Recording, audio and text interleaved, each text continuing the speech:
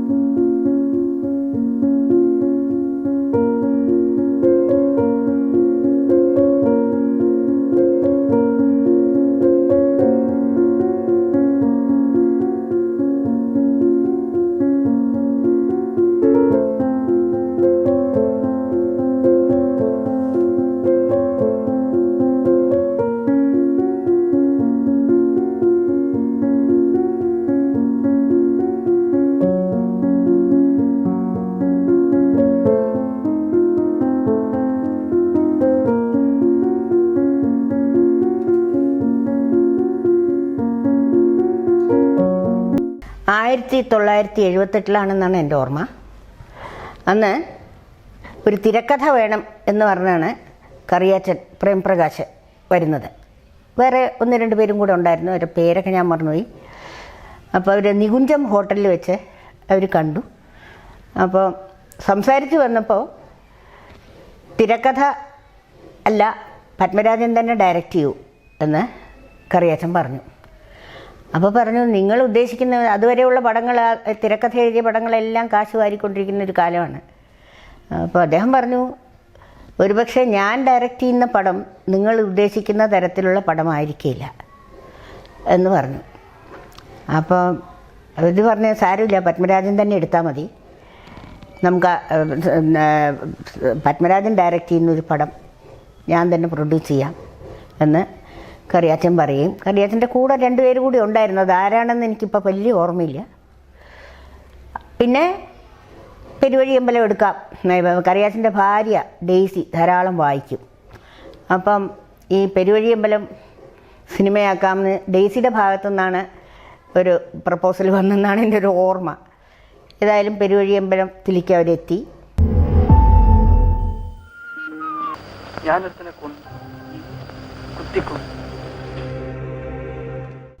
അപ്പോൾ അതിലാരെ അഭിനയിക്കും എന്നുള്ളതായിരുന്നു. അപ്പോൾ പറഞ്ഞ് നമുക്ക് അഡ്വർടൈസ് ചെയ്യാം. അപ്പം ഒരുപാട് ഫോട്ടോസ് വന്നു. അതിൻ്റെ കൂട്ടത്തിൽ അശോകൻ്റെ ഫോട്ടോയും കിട്ടി. അപ്പോൾ ആ ഫോട്ടോ വന്ന കുട്ടികളിൽ കുറേ പേരെ സെലക്ട് ചെയ്തിട്ട് നികുഞ്ചത്തിൽ വെച്ചായിരുന്നു ഇവരെ ഇൻ്റർവ്യൂ ചെയ്തത്. അന്ന് മരിച്ചുപോയ കൃഷ്ണൻകുട്ടി നായരും ഇവരുടെ ഒപ്പം ഉണ്ടായിരുന്നു എന്നാണ് എൻ്റെ ഓർമ്മ. കൃഷ്ണൻ നായരുണ്ടായിരുന്നു, അവിടുത്തെ നികുഞ്ചൻ കൃഷ്ണൻ നായരുണ്ടായിരുന്നു, പത്മരാജനും പിന്നെ പ്രേംപ്രകാശും എല്ലാവരും ഉണ്ടായിരുന്നു. ആ കൂട്ടത്തിൽ അവസാനത്തെ സെലക്ഷനിൽ 3 പേര് വന്നു. അതും കഴിഞ്ഞ് ആണ് ഈ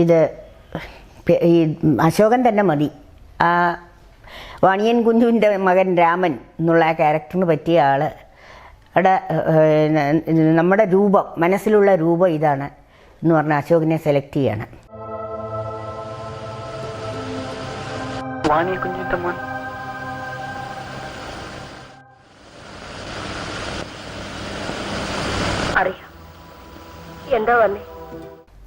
സെലക്ഷനൊക്കെ കഴിഞ്ഞിട്ടാണ് അറിയുന്നത് അശോകൻ വളരെ അടുത്തൊരു ബന്ധുവാണെന്നും അദ്ദേഹത്തിൻ്റെ മൂത്ത ബ്രദറിലോയുടെ കസിൻ്റെ മോനാണ് അശോകൻ എന്നും മനസ്സിലാവുന്നത്.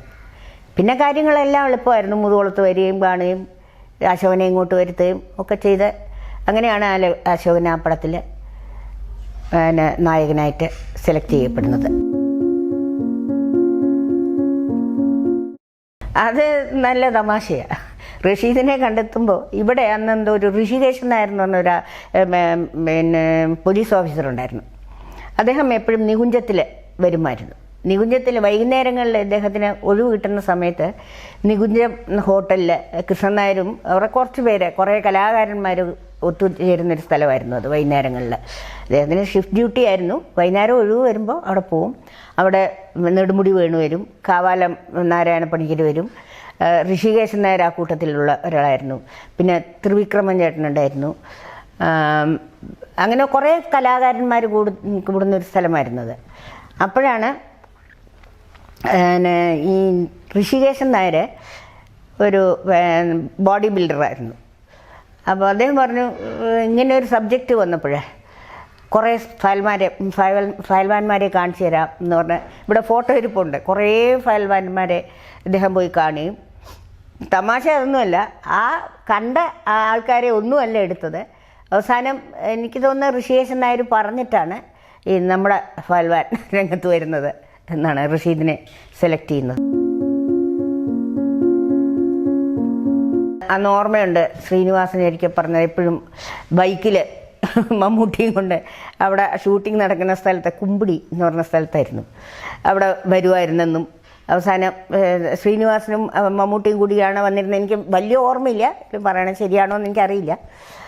ആ കൂട്ടത്തിൽ മമ്മൂട്ടി ഉണ്ടായിരുന്നു എന്നാണ് എൻ്റെ ഓർമ്മ. ഏതായാലും സെലക്ഷൻ വന്നപ്പോൾ എന്നോട് ചോദിച്ചു, ഇയാൾ എങ്ങനെയുണ്ട്, ശരിയാവും റോളിലേക്ക്. എപ്പോഴും എന്നോട് ഇങ്ങനെ ഞങ്ങൾ കൺസൾട്ട് ചെയ്യാറുണ്ട്, അങ്ങോട്ടും ഇങ്ങോട്ടും സംസാരിക്കാറുണ്ട് സിനിമയുടെ കാര്യങ്ങളൊക്കെ.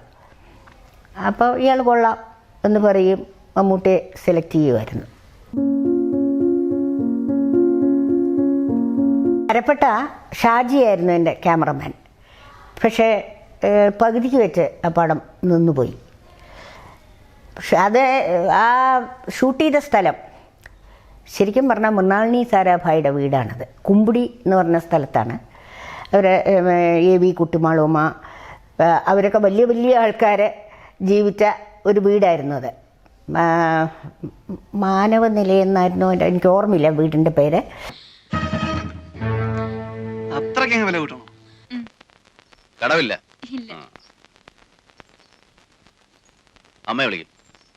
അവിടെ വെച്ചായിരുന്നു ഈ ഷൂട്ടിങ്ങിന്. അവിടെ ഷൂട്ടിങ്ങിന് പോയപ്പോൾ അവിടെ ഒരു പെൺകുട്ടി, എനിക്ക് ആ ഒരു ഓർമ്മ, ഇത്തിരി നോർമലല്ലാത്തൊരു പെൺകുട്ടി ഉണ്ടായിരുന്നു. അതുപോലെ ആകാശവാണിയിൽ വർക്ക് ചെയ്തിരുന്ന സുകുമാരൻ എന്ന് പറഞ്ഞ് ഞങ്ങളുടെ കൂടെ അനൗൺസറായിട്ട്, ഞങ്ങളുടെ കൂടെ അല്ല, ഞാൻ റിസൈൻ ചെയ്തതിന് ശേഷം അദ്ദേഹത്തിനൊപ്പം വർക്ക് ചെയ്തിരുന്നൊരു സുകുമാരൻ മേനോനുണ്ടായിരുന്നു. അദ്ദേഹമാണ് ഈ പെൺകുട്ടിയെ വിവാഹം കഴിച്ചിരുന്നത്. ആ വീട്ടിൽ അവരാണ് ഉണ്ടായിരുന്നത് എന്നാണ്, മറ്റുള്ളവരാരും അവിടെ ഇല്ലായിരുന്നു. അവിടെ വെച്ചായിരുന്നു ഷൂട്ടിംഗ് നടത്തുന്നത്. അപ്പോൾ ആരോ പറഞ്ഞു, നാട്ടിലുള്ളവർ പറഞ്ഞു, ഈ മാളുവമ്മ എന്ന് പറഞ്ഞ ക്യാരക്ടർ, അതുപോലൊരു ക്യാരക്ടർ അതിനടുത്ത് എവിടെയോ ഉണ്ട്. ഭാരതപ്പുഴയുടെ കരയിലായിരുന്നല്ലോ. ഇപ്പോൾ ഒരുപാട് സംഗതികൾ ഇദ്ദേഹം അറിഞ്ഞെടുത്തതാണോ അറിയാതെ എടുത്തതാണോ എന്ന് എനിക്കറിഞ്ഞുകൂടാ. അതിൻ്റെ അടുത്തായിരുന്നു നമ്മുടെ ശ്രീലത നമ്പൂതിരിയുടെ ഇതൊക്കെ അതിൻ്റെ തൊട്ടടുത്തായിരുന്നു. അപ്പോൾ എനിക്ക് അവരുടെ വീട്ടിൽ പോയതൊക്കെ ഓർമ്മയുണ്ട്. ശ്രീലത മുതുകുളത്തുകാരിയാണ്, ബന്ധുവാണ്. അപ്പോൾ പെട്ടെന്ന് അവിടെ പോയിരുന്നു എന്ന് പറഞ്ഞ് എനിക്ക് ഓർമ്മയുണ്ട്. ഏതായാലും ആ അരപ്പട്ട പകുതിക്ക് വെച്ച് നിന്നുപോയി. പിന്നീട് ഒരുപാട് കഴിഞ്ഞിട്ടാണ് രണ്ടാമത് ആ പടം എടുത്തു തുടങ്ങുന്നത്. പകുതി വരെ ഷാജിയും അതിന് ശേഷമുള്ള വേണുവാണ് ക്യാമറ ചെയ്തിട്ടുള്ളത്. ഒരുപാട് തടസ്സങ്ങൾ വന്നൊരു പടമാണ്, അതുകൊണ്ടാണല്ലോ മുടങ്ങിപ്പോയത്. ഓരോ പടം വരുമ്പോഴും അതിന് പറ്റിയ നടീനടന്മാരെ തേടിക്കൊണ്ടിരിക്കും. അപ്പോൾ എൻ്റെ ഒരു ഫ്രണ്ടുണ്ട്, രാജലക്ഷ്മി എന്ന നെടുമങ്ങാട് കേശവനായരുടെ മോളാണ്. അപ്പോൾ ഞങ്ങൾ വളരെ അടുത്ത ഫ്രണ്ട്സാണ്. അപ്പോൾ ഈ പെൺകുട്ടികളെയൊക്കെ ആവശ്യം വരുമ്പോൾ ഞാനിങ്ങനെ ഫ്രണ്ട്സിൻ്റെ അടുത്തൊക്കെ പറയും. അപ്പം രാജം എന്നാണ് ഞാൻ വിളിക്കുന്നത്. രാജം പറഞ്ഞു, പിന്നെ ഒരു കുട്ടിയുണ്ട് എന്ന് പറഞ്ഞ ഏതോ ഒരു പടത്തിൻ്റെ കവർ പേജ് എന്നെ കാണിച്ചു തന്നു. നോക്കിയപ്പോൾ കാർത്തികയുടെ പടമാണ്. ആ കുട്ടി ഏതോ ഒരു പടത്തിൽ ബാലേന്ദ്ര മേനോനോ മറ്റേ ആണെന്ന് തോന്നുന്നു, ഒരു പടത്തിൽ അഭിനയിച്ചിട്ടുണ്ട്. പക്ഷെ അവർ അഭിനയിക്കുമെന്നൊന്നും അറിയില്ല, ഒരു ക്യാപ്റ്റൻ്റെ മോളാണ് എന്നൊക്കെ പറഞ്ഞു. അപ്പോൾ എന്തായാലും ലത്തീഫ്ക്കയും ഇദ്ദേഹവും കൂടെ അവരെ അപ്രോച്ച് ചെയ്തു. അവർക്ക് വലിയ താല്പര്യമൊന്നും ഉണ്ടായിരുന്നില്ല, എങ്കിലും സമ്മതിച്ചു. അങ്ങനെ കാർത്തിക അതിൽ ആ റോളിലേക്ക്, പ്രധാന റോളിലേക്ക് വരുന്നത് അങ്ങനെയാണ്. എവിടെയോ കണ്ടിട്ടുള്ളത് പോലെ. ശാരിയെ മദ്രാസിൽ പോയി ഒരുപാട് പെൺകുട്ടികളെ കാണുകയും ഒക്കെ ചെയ്തിട്ടുണ്ട്. അപ്പോൾ ഈ ഷാരി വേറെ ഏതോ പടത്തിന് ഇൻ്റർവ്യൂ ചെയ്ത കൂട്ടത്തിൽ ഷാരി ഉണ്ടായിരുന്നു. അപ്പോൾ ഈ ഷാരിക്ക് ശരിക്കും ഉള്ളത് പൂച്ചക്കണ്ണ. അപ്പോൾ ഈ അഭിനയിക്കാനുള്ള ഫോട്ടോ എടുക്കാൻ വന്നപ്പോൾ പൂച്ചക്കണ്ണ് മാറ്റി മറ്റേത് വേറൊരു ഇത് വെച്ചു. അപ്പോൾ ആദ്യം ഇദ്ദേഹം കണ്ടപ്പോൾ പൂച്ചക്കണ്ണായിരുന്നു, പിന്നെ ഫോട്ടോ എടുത്ത് വന്നപ്പോൾ അപ്പോൾ പറഞ്ഞു ഇത് വേണ്ട എന്ന് പറഞ്ഞു. ശരി, ഒറിജിനലായിട്ടുള്ള ആ രൂപമാണെങ്കിൽ നമുക്ക് നോക്കാം എന്ന് പറഞ്ഞിട്ടാണ് ശാരി അത് ആ ലെൻസ് മാറ്റി സാധാരണ ഒറിജിനൽ രൂപത്തിലേക്ക് വന്നു. അങ്ങനെയാണ് ശാരിയെ കാസ്റ്റ് ചെയ്യുന്നത്.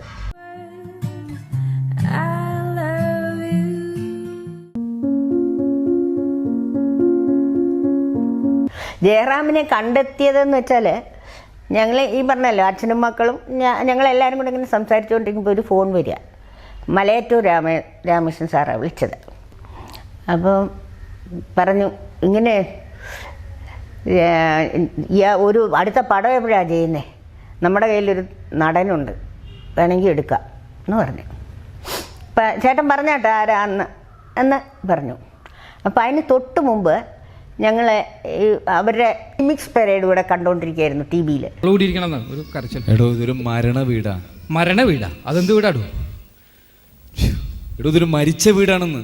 വീട് മരിച്ചു പോയാ ഇയാൾ എന്തൊക്കെ പറഞ്ഞത്? അപ്പം ഞങ്ങൾ കണ്ടു. പിന്നെ ആദ്യം അതിൻ്റെ കാസറ്റ് ഇട്ട് ഇദ്ദേഹത്തിനെയും കാണിച്ചുകൊണ്ടിരിക്കുകയായിരുന്നു.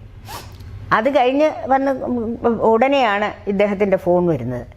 അപ്പോൾ പപ്പൻ പറഞ്ഞു, അച്ഛാ അത് ജയറാമായിരിക്കും ആ പറഞ്ഞ ആൾ എന്ന് പറഞ്ഞു. അപ്പം ഇദ്ദേഹം ചോദിച്ചു, ഇതാണോ പേര് എന്ന് ചോദിച്ചു. അതെ എന്ന് പറഞ്ഞു. അപ്പം എന്നാൽ ഇങ്ങോട്ട് വിട്ടേരെ എന്ന് പറഞ്ഞു. പക്ഷെ ആദ്യം പിന്നെ മലയാറ്റൂർ തന്നെ വന്നു.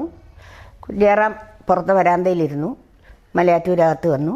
എന്നിട്ട് കാര്യമൊക്കെ സംസാരിച്ച് വിളിക്കാൻ പറഞ്ഞു. അദ്ദേഹം വന്ന് അപ്പോൾ കണ്ടപ്പോൾ കുറച്ച് ഫോട്ടോസ് എടുക്കണം എന്ന് പറഞ്ഞു. പിന്നെ പപ്പൻ്റെ ഉടുപ്പ് ഇട്ടിട്ടാണ് അന്ന് ജയറാം ഫോട്ടോ എടുക്കണം. അന്നും പപ്പൻ അത്രയും തന്നെ ഉണ്ട് എന്നുള്ള, ജയറാം അത്രേ ഉള്ളൂ. അത് ഇവിടെ മുറ്റത്തു നിന്ന് കുറേ ഫോട്ടോസ് എടുത്തു. പിന്നെ അവിടെ ഞങ്ങളുടെ ഫ്ലാറ്റുണ്ട് ജഗതിയിൽ, അവിടെ നിന്ന് കുറേ ഫോട്ടോസ് എടുത്തു. ഇതൊക്കെ നോക്കിയിട്ടാണ് നമ്മുടെ ഈ റോളിന് കൊള്ളാം എന്ന് പറഞ്ഞിട്ടാണ് ജയറാമിനെ കാസ്റ്റ് ചെയ്യുന്നത്. ഒന്ന് ഓർത്ത് നോക്കിയാട്ടെ. അപ്പോൾ ആദ്യം ജയറാം പിന്നെ വരുന്നത് വന്ന ഉടനെ വന്ന് കിഴക്കോട്ട് നോക്കി ഇന്ന് അദ്ദേഹത്തിൻ്റെ കാലിൽ വെറ്റിലയും ഒരു നാണയത്തൊട്ടും ഒക്കെ വെച്ച് കാലിൽ നമസ്കരിച്ചിട്ടാണ് തുടങ്ങുന്നത്. പേര് വിശ്വനാഥൻ, ഇനീഷ്യൽ കെ വിശ്വനാഥ പിള്ള. ഇപ്പോഴും പക്ഷേ ആ ബന്ധം തുടരുന്നു എന്നുള്ളതാണ്. ഈ വിമൻസ് ഡേക്ക് വരെ ഞങ്ങൾ മൂന്നുപേരും കൂടെ ഒരു ഫോട്ടോയിൽ ഇട്ടിട്ടുണ്ട്. ജയറാമും പാർവതിയും ഞാനും കൂടി നിൽക്കുന്നത്. ഞാൻ മദ്രാസിൽ പോയപ്പോൾ എന്നെ വിളിച്ചുകൊണ്ട് പോയി അവരുടെ വീട്ടിൽ ഒരു ദിവസം മുഴുവൻ. അപ്പോൾ ശരിക്കും പറഞ്ഞാൽ രണ്ടുപേരെയും ഭയങ്കര ഇഷ്ടമായിരുന്നു. പക്ഷെ മോഹൻലാലിനോട് കുറച്ചുകൂടെ, ഈ തിരുവനന്തപുരത്തുകാരനാണല്ലോ കൂടുതൽ അടുത്ത്, വളരെ ഫ്ലെക്സിബിളാണ് മോഹൻലാലിന്, എപ്പോഴും പറയാറുണ്ട്. ഭയങ്കര ഇഷ്ടമായിരുന്നു, വളരെ ഇഷ്ടമായിരുന്നു അവർ തമ്മിൽ. മമ്മൂട്ടിയെ പറ്റി പറയുകയാണെങ്കിൽ വളരെ ശുദ്ധനായ ഒരു മനുഷ്യനാണ്. അതുകൊണ്ട് തന്നെ അദ്ദേഹം തോന്നിയതൊക്കെ വിളിച്ച് പറയും. എല്ലാവർക്കും ഇഷ്ടപ്പെടണമെന്നില്ല. പക്ഷെ മോഹൻലാൽ വളരെ ബുദ്ധിയുള്ള, കൂർമ്മ ബുദ്ധിയുള്ള ഒരു നടനാണ്. എവിടെ എന്തു പറയണം എന്ന് വളരെ സൂക്ഷിച്ച്, വളരെ ഒരു നാണം കുണിയെ പോലെ ഇരുന്ന് വേണ്ടത് ചെയ്യുന്ന ആളാണ്. മമ്മൂട്ടിയും ഇഷ്ടമായിരുന്നു, ഇഷ്ടമല്ല എന്നല്ല ഞാൻ പറഞ്ഞത്. ഈ പറഞ്ഞ ഒരു അഭിപ്രായമുണ്ട്, അയാൾക്ക് കൂർമ്മ ബുദ്ധിയാണ് എന്ന് പറയാറുണ്ട് എപ്പോഴും.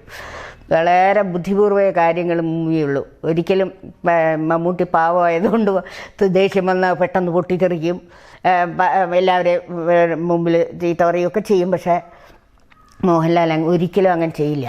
അയാൾ ദേഷ്യം വന്നാൽ മനസ്സിലടക്കി വയ്ക്കുകയുള്ളൂ. ഒരിക്കലും ആവശ്യമില്ലാത്തവിടെ ഇടപെടുകയോ വർത്തമാനം പറയുകയോ ഒന്നും ചെയ്യില്ല. വളരെ ഭയങ്കര ബുദ്ധിയാണ് എന്നെപ്പോഴും എന്നോട് പറയുമായിരുന്നു.